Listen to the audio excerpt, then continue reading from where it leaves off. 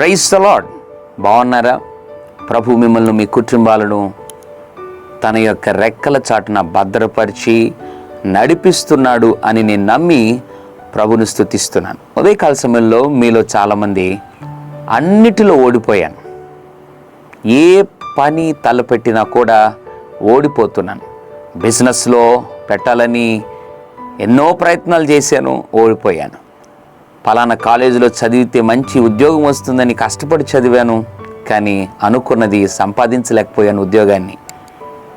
పలానా ప్రాంతంకి వెళ్ళి బాగా సంపాదించాలనుకున్నాను, కానీ ఉన్న ప్రాంతంలోనే కనీసం కూడా సంపాదించలేకపోతున్నాను. అన్ని విషయాల్లో ఓడిపోయాను, అన్ని విషయాల్లో నష్టపోయాను, ఇంకా కష్టపడుతున్నాను అని ఉదయకాల సమయంలో పట్టుకున్న ప్రతి పనిలో, అడుగుపెట్టినటువంటి ప్రతి పనిలో ఓడిపోయానని బాధపడుతున్నావా?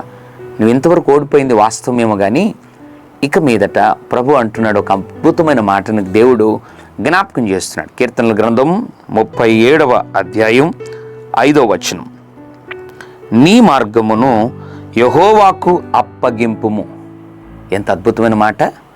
నీ మార్గాన్ని యెహోవాకు అప్పగించు. ఇంతవరకు నీ మార్గాన్ని మనుషులకు అప్పగించావు ఏమో, బహుశా స్నేహితుల మీద ఆధారపడ్డావేమో, తల్లిదండ్రుల మీద కూడా ఒకవేళ ప్రభువును పక్కన పెట్టి ఆధారపడ్డావేమో, అందుకే అన్నిటిలో ఓడిపోయావు.